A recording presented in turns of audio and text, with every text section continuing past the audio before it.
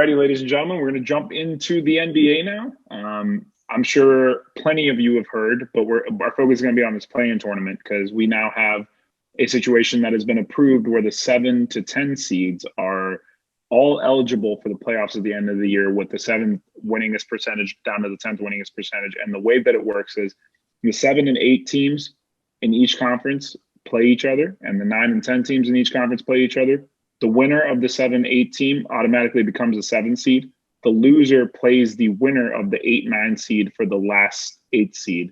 And that is how we're going to determine the last 2 teams in the NFL playoffs this year.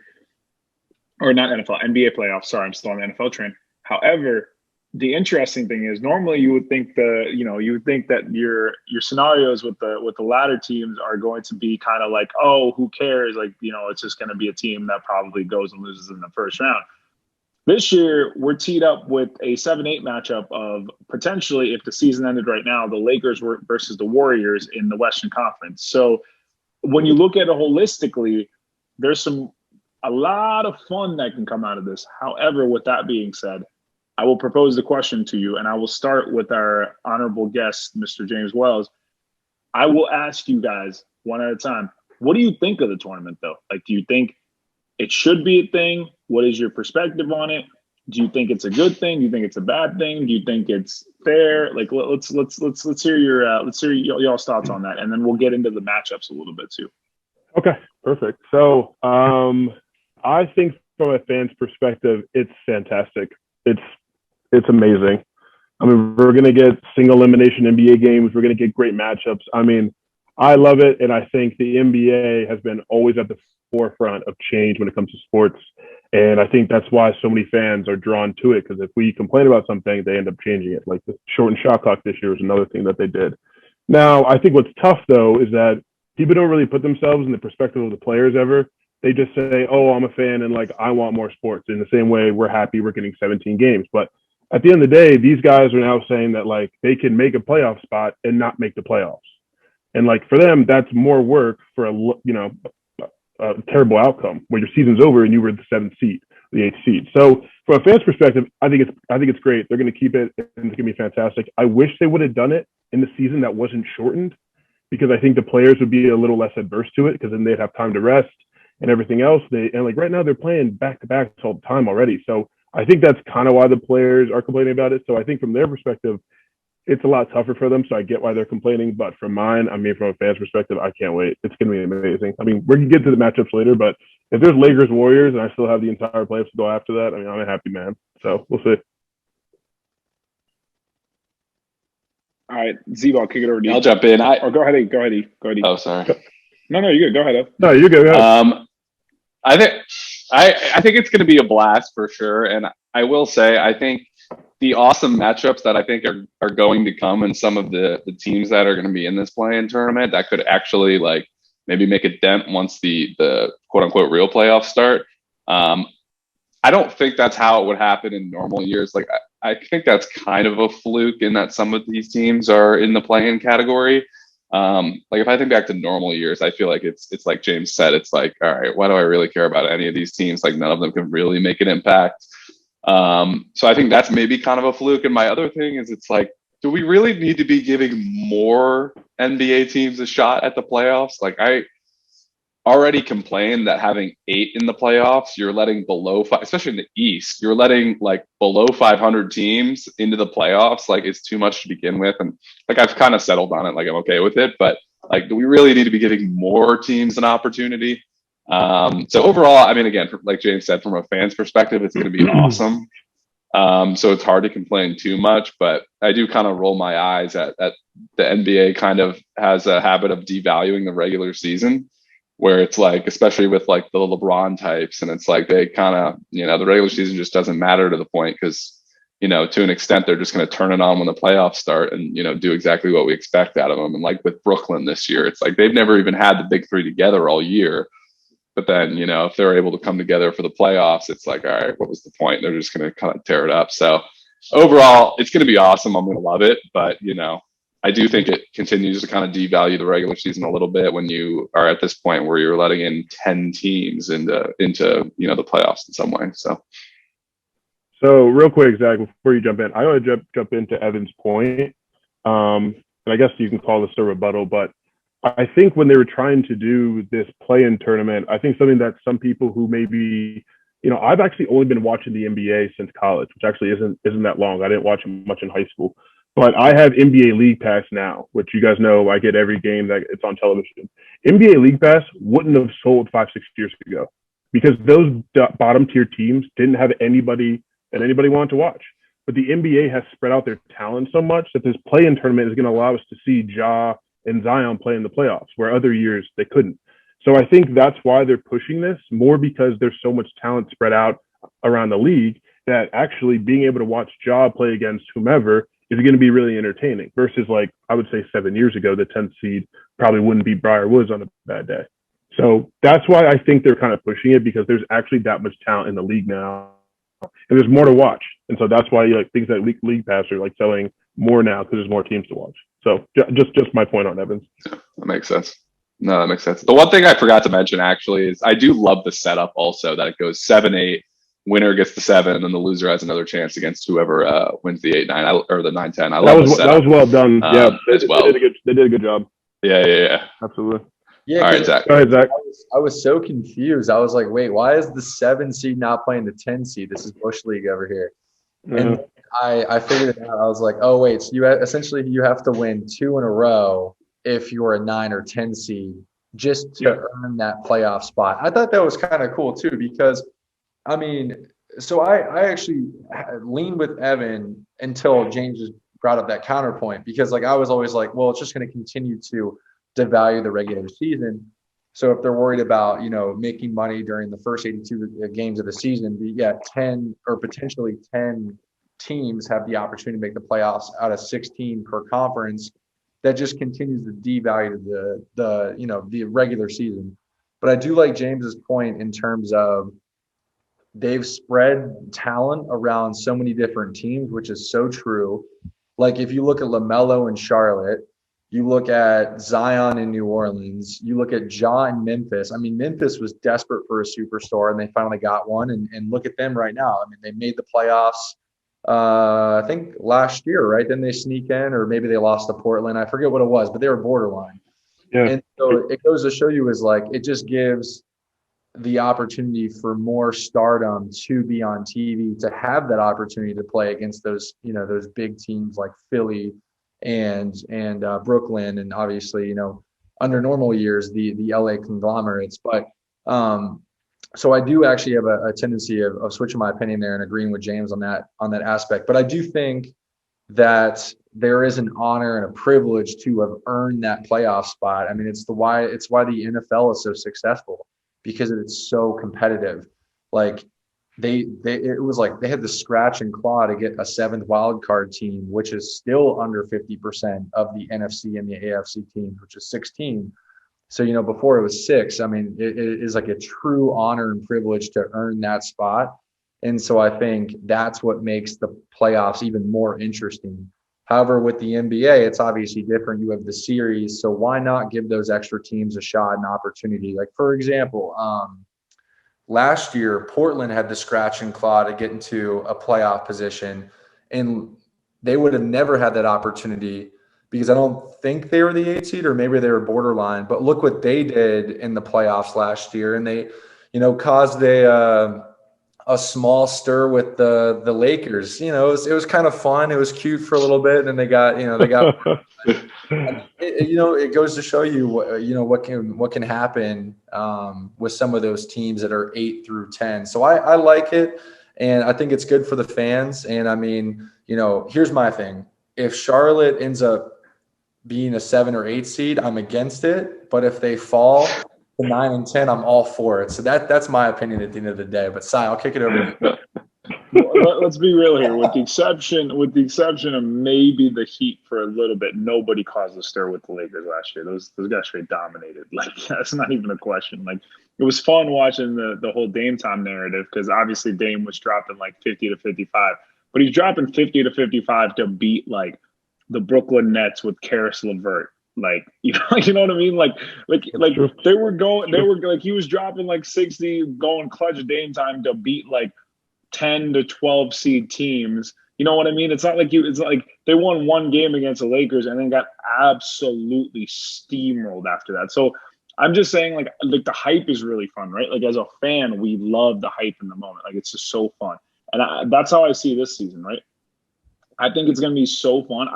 We're all in agreement that it's more fun, obviously, to have a play-in game than not, right? Because like it sets up some fun scenarios. Nobody's disagreeing with that. Is it fair though? As a player, would I consider it fair? No, especially if I'm a 7 or 8 seed, because you play your entire season, you play 60 something games to get the record that you get, to get the winning percentage that you get, and then your whole season is on the line over a 1 or 2 game thing. Like if you told me this is the NBA, like last year the Lakers lost to the Blazers game 1. Were the Blazers the better team? No, the Lakers dominated the rest of that series. They lost game 1 to the Rockets. Were the Rockets the better team? No, they dominated that entire series. Like I'm just saying, like one game in the NBA does not paint the picture of who is the better or worse team. And what bothers me about that is it's not that it bothers me. Like I'm still gonna enjoy it. I just think of it in the sense of like I'm not saying this should be the case because then it would drag the season on. The only way it'd be fair is if it was a multiple game series to get in. But then it expands the season and you play even more games. So then it gets redundant. So I think what was more fair is I'm kind of on the page with Evan where it's like you already get 8 teams in, right? In a conference. In the East, that means teams that should have no business being in the playoffs or in the playoffs because of the way that, because of the way the balance of power works. And then we're going to give 2 more teams a chance. I'm not saying I'm not here for like fun. Like I'm so with you, like watching John them play would be amazing. But if we want to say that, last year John Morant would have been in the playoffs and Damian Lillard would not have been in the playoffs. The reason John Morant wasn't in the playoffs is because Damian Lillard took his spot with the playing games. You know what I mean? So there's a two-way argument to that. I'm sure John wasn't happy about the fact that like after he worked his tail off as like a rookie and got his team in that position, like, they had like the bubble situation presented itself and what was a good season for him got derailed by that and he didn't get that opportunity. So, I mean, there's a two-way street to that. I think ultimately it's more fun. If we get Lakers Warriors, it's going to be epic to watch that play-in game. I don't think it's going to happen. I just think I think the Lakers are going to find a way to work their way up into that 5 because AD's playing much better and LeBron should be back in the next couple games. So that'll tee him up for a little bit of success, assuming they have enough time to make it work.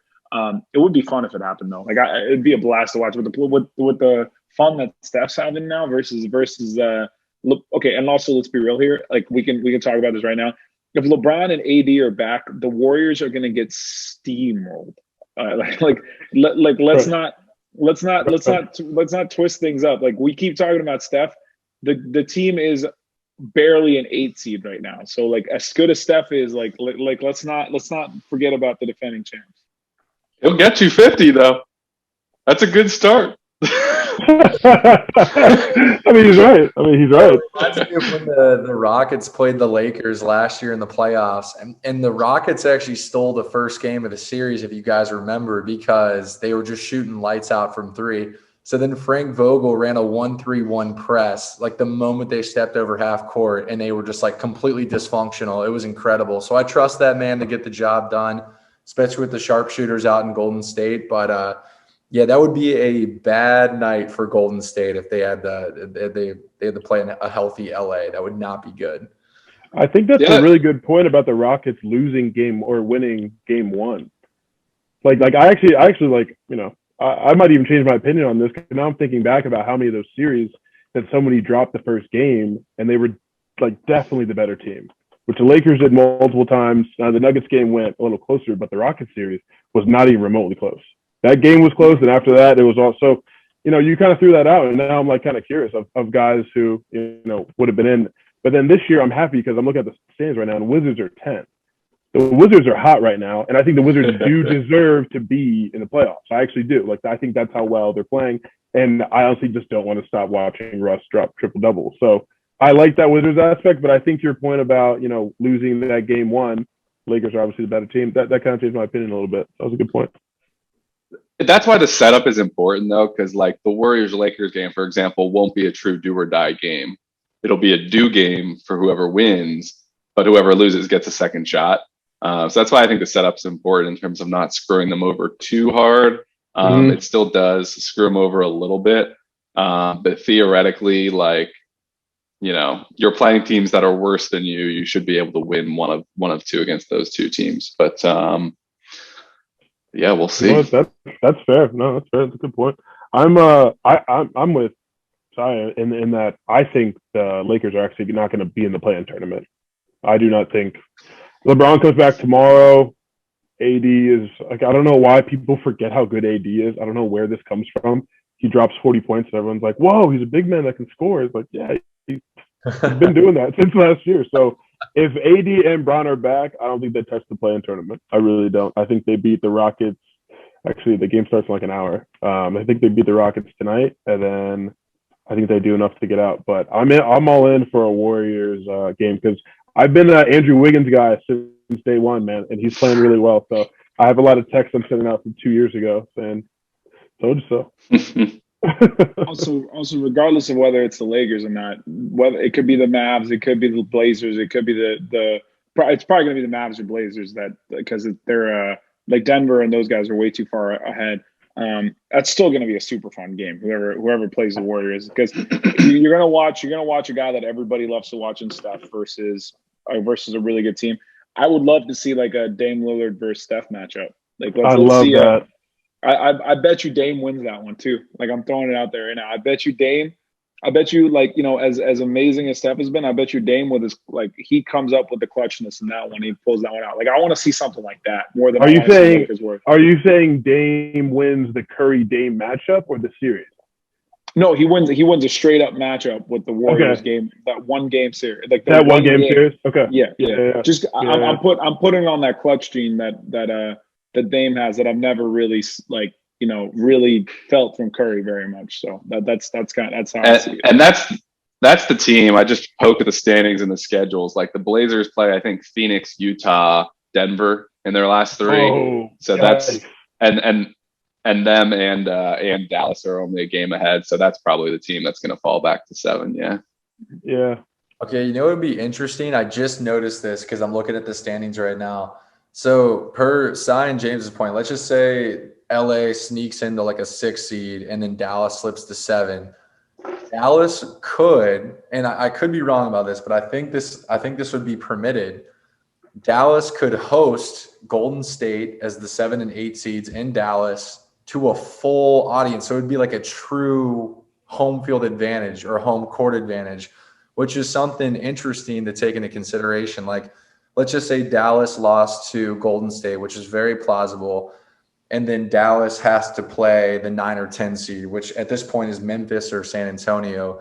They could have 2 full home court advantages, which could, it could swing things or it could get them in. I mean, obviously there's a 3-point spread on a home team for a reason. So something interesting to take into consideration that I didn't really realize beforehand. I think you'll have a lot of full crowds though. Like, didn't Capital One just say that they can be full? I would imagine North Carolina can too. Wouldn't Charlotte be able to go full? Maybe they haven't gone that far yet, but playoffs are still a month out, and a lot of places are opening up like regulations in the sense of. No, they're not a month out. Playing games are a week out. Yeah, no, playing I'm games saying are a like week out. Saying. I know what you're saying. I know. Play-in games.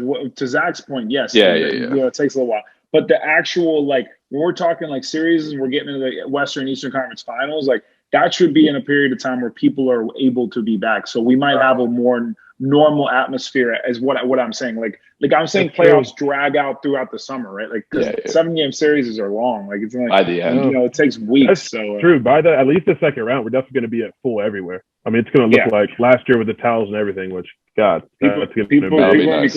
No more artificial noise. The fans are going to. I'm so curious to see how it impacts 3-point shooting, because that whole situation that came out where players were saying that they were able to shoot so much better without fans, because there's nothing behind it to be distracting. Like it's like they're just practicing in the gym by themselves kind of situation. And it really showed. Like we saw people making like ridiculous amounts of 41%, 42%.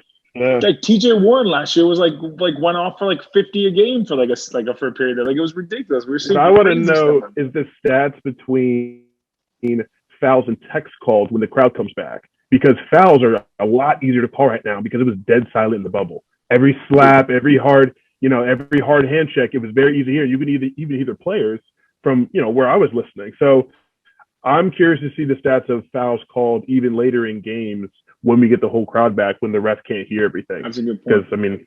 it's gonna be really interesting. Guys like Zion going in the paint, he's going in now. You probably hear that a mile away. I mean, but when a couple thousand fans, we'll see. That's a really good point. I hadn't thought about that. So let me ask you guys this: we talked about the playing games. What do we like, James? You're our guest this time, so like this is a fun time to talk about it since we haven't talked NBA in a while. Sure. What's your prediction? Like, what do you see at the end of it all? Like, what are you looking at?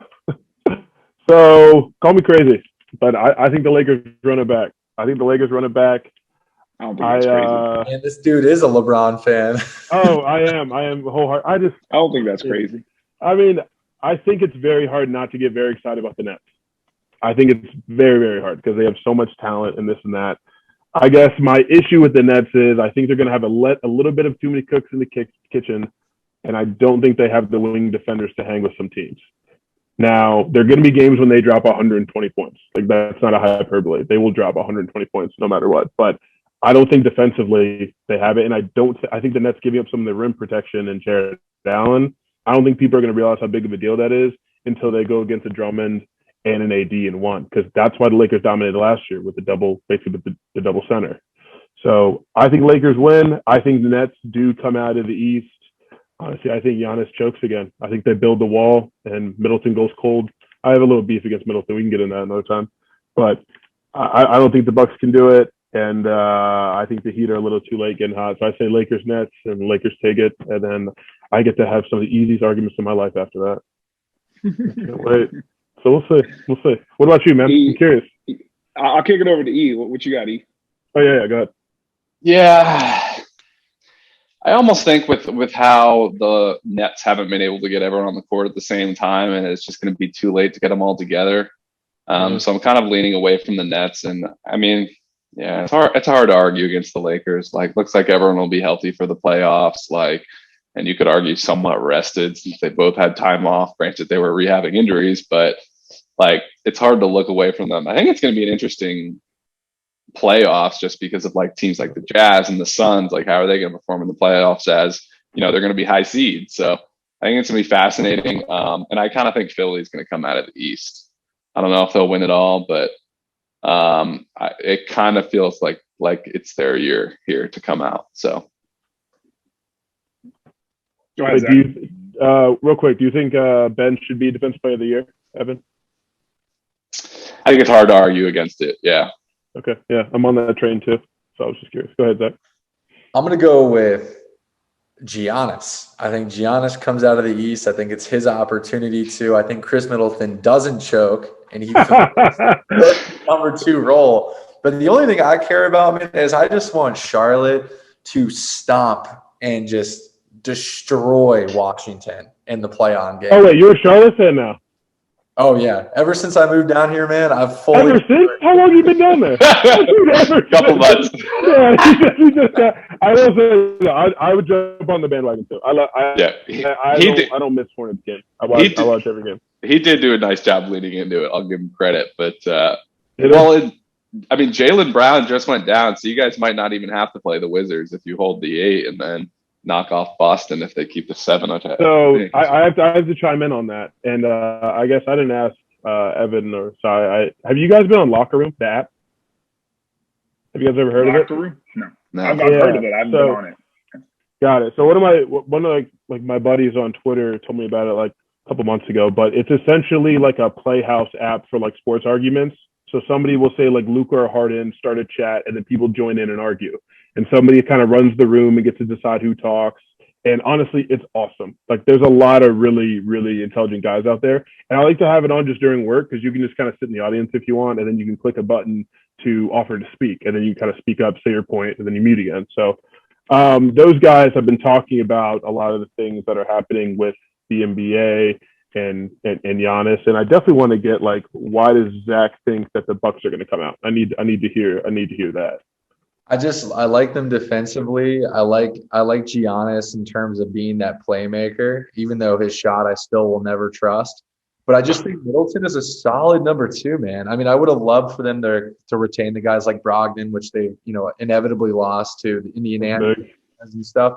But I don't know. Maybe it's just more of like, I want him to have that opportunity so bad, despite the fact that he's stolen the MVPs when LeBron was truly the MVP of that particular year. But I just think it would be fun for the Bucks to go, man. I love the mid-market organization, so it's more of a hope rather than a matter of fact. But I think it's interesting how we've said Brooklyn, Philly, and now Milwaukee. So it does make things somewhat interesting in the East.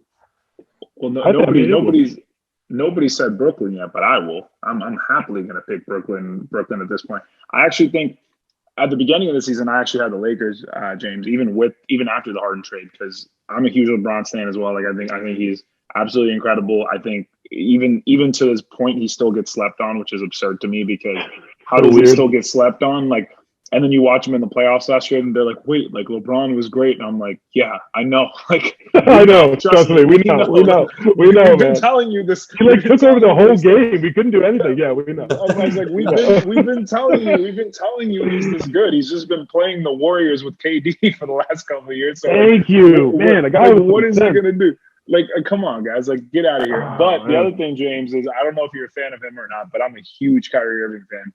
Which is why I've been a big fan of the Brooklyn these last years. I've been paying, I have league passes while I watch their games, and James Harden came back tonight. Point that I'll make, and I agree with you guys, that obviously the big three hasn't played together.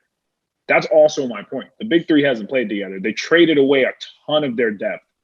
They're 2 games out from first in the East, and they're the second seed in the East. And we're talking like James Harden's been out for weeks at a time. Kyrie's been out for weeks at a time. KD's been out for weeks at a time. They don't have Jared Allen because they traded him away. They don't have Caris LeVert because they traded him away. They've been piecemealing it together, and somehow they're literally right behind Philadelphia for the 1 seed. And while KD was out with just Kyrie and James Harden, they were the best team in the NBA for like 20 games. Like they beat, like literally they ran the gauntlet and beat every single good team in the NBA without KD on the road. Just like showed up and just showed out, right?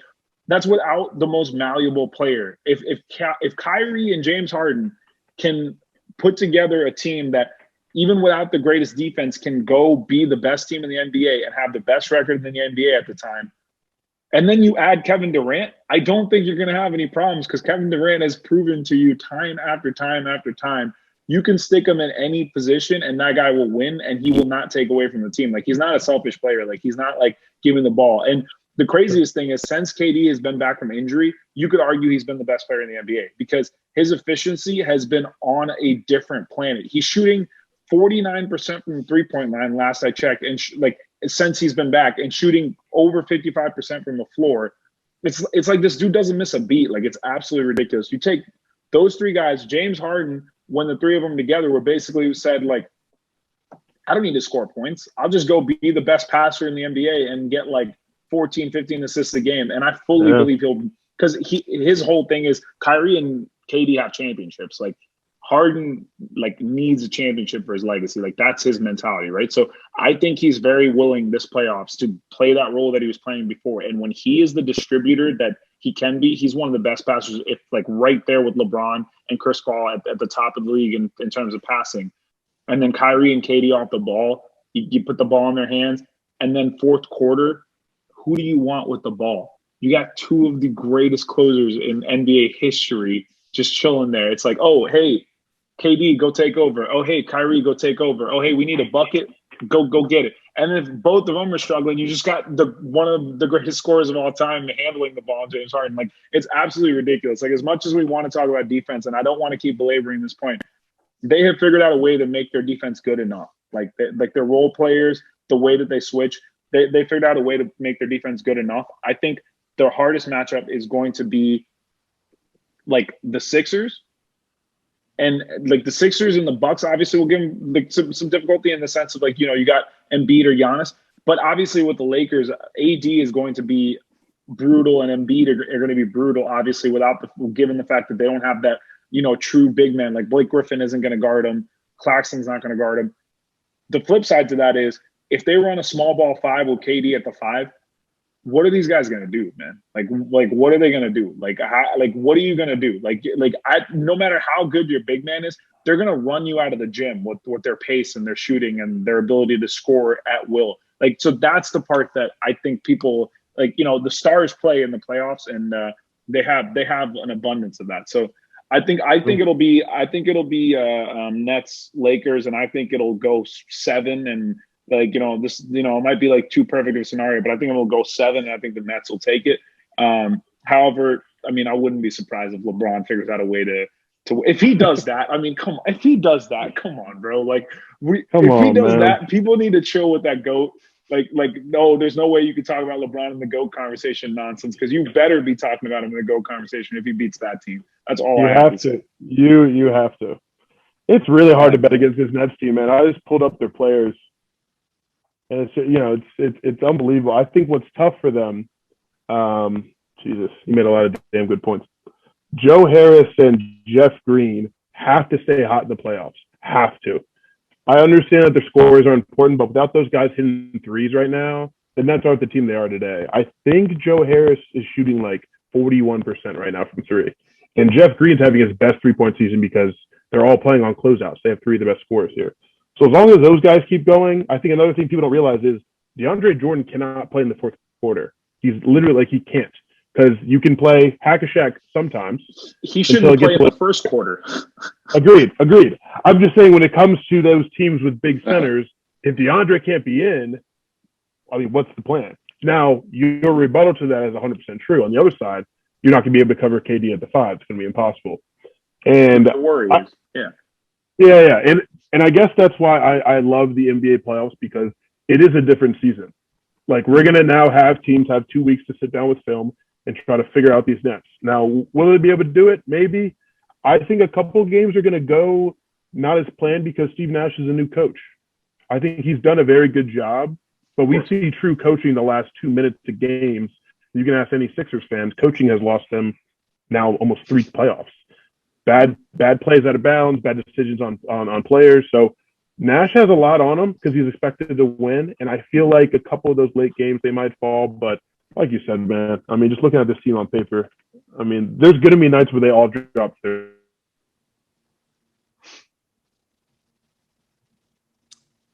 I think we got a strong freeze from James there. We might have lost him for a sec. That's funny. James, you can hear us. You're frozen, man. All right, moving on to a couple other things just quickly, a couple last call items. Zach, or anyone else that wants to talk UFC, is friend of the show, I might add, Michael Chandler, going to get the UFC belt this weekend. What do you think? No question about it. I've been following him for a long time. Sai's been following him on Instagram for a long time. Michael Chandler has seen this podcast before. He's commented on it. We consider him a fan of the show. And he's about to be the UFC lightweight champion in less than a week now, which is Conor McGregor's division. It's now Michael Chandler's division. I have him smoking Charles Oliveira in a round, but he's prepared for 5. So, I think it's going to be a fun event. Maybe not the best card, but I mean, any card that Chandler's on, it's going to be a great one. So I'm ready for it, but I'm curious, Ev, to get your prediction, and be careful because I'm definitely going to send Mike Chandler this clip following the podcast.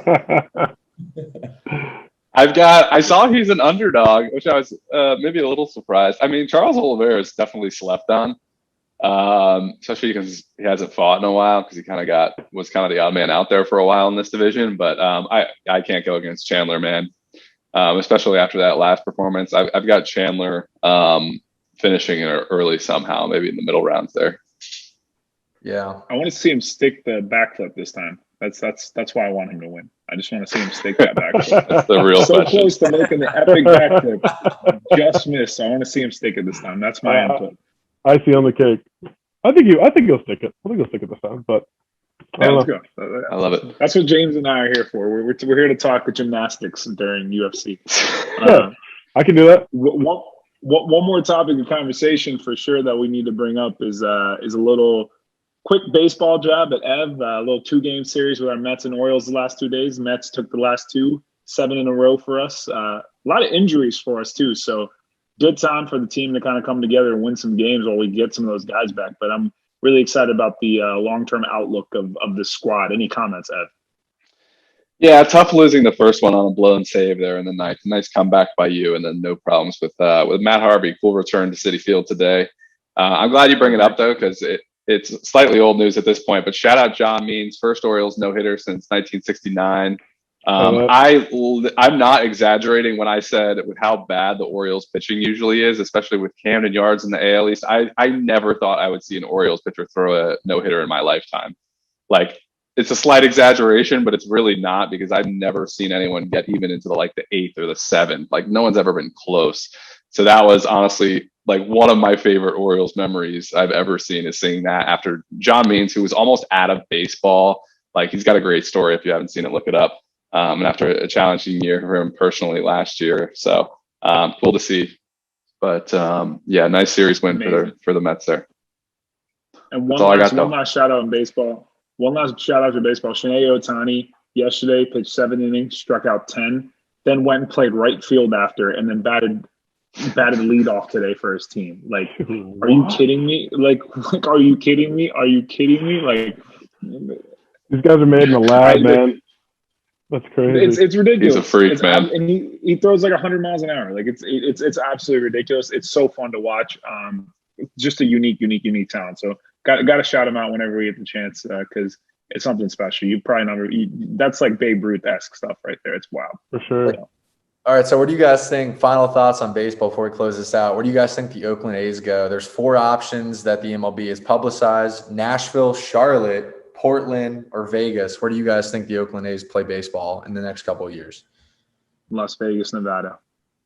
I think the Nashville and Portland buzz has been really hot for several years. So I think it's going to be one of those two. I think it's Nashville for sure. I think Nashville too. Yeah, I think Nashville as well. They're begging. I think Nashville. I think Nashville or Charlotte would be the 2 best in terms of market, because I think there's so many baseball fans in the South. However, I think Las Vegas, just with their recent acquisition of the Raiders and like their movement to bring like sports teams, I think they're going to be making really strong. Like, they're just going to have a lot of that upper level support that you need to make things happen, right? Like, that's the only reason I threw Vegas out there. Otherwise, it's not because I think Vegas is the best option. I definitely think you get a really good fan viewership in Charlotte and Nashville for baseball. The other trick is it doesn't like if you move that fan base from Oakland to Nashville, like, you probably lose a much bigger percentage of it than if you move them just to Vegas. Similar with the whole Raiders thing. It's like, I don't know how they treated that, but it's like, you move them across the country, like that really changes the trajectory of the fan base. So that maybe plays. I think anything would be better than moving overnight like the Colts did. I mean, I feel like that was a bad idea. Hey man, I'm an Indy Colts fan, not a Baltimore. Not a Baltimore Colts. My bad. I wasn't around for Johnny Unitas. All right, I wasn't around for it. So one last I will say though, if they go to Vegas, it's going to be interesting in terms of payroll. Like, I'm going to be doing Moneyball in Las Vegas. That seems very ironic. It's very contradicting, very hypocritical, if you will. So I don't know. They might need a new GM if that happens. But owner. You got to think ownership will. Yeah, he'll change the game a little bit, I would think. But that's it for me. Good, man. James, thanks for coming on, man. Any last words? Dude, thank you guys for having me. Whenever you guys want to do this, I'm definitely down. I think as we get closer, a little further, the NBA playoffs, I got to talk to you guys again, man. I mean, this is a lot of fun. Yeah, you guys are actually knowledgeable, 100%. And you guys don't throw out just outrageous hot takes to get people mad, and it's awesome. So seriously, guys, keep doing it. It was blast. What's up? I was going to say, Evan and I don't throw out outrageously hot takes to get people upset. I could speak for 2 of us. I'm the internet troll over here.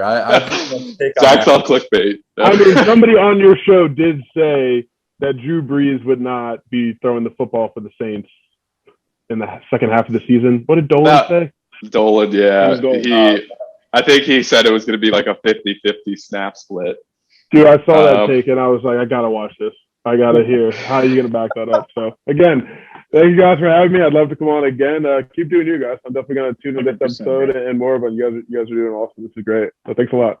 Heck yeah, man. Appreciate James, you were terrific, man. You were terrific. Like, great analysis. We appreciate having you on. A good time, and that's all I got. Zebo, sign us off, baby. James, I'll still kick your ass in basketball next time we play. We'll see. Next time up in Ashburn, I will literally come to your spot, and we have to play one-on-one right then and there. But outside of that, guys, James, it was awesome. That was Mondays Down South.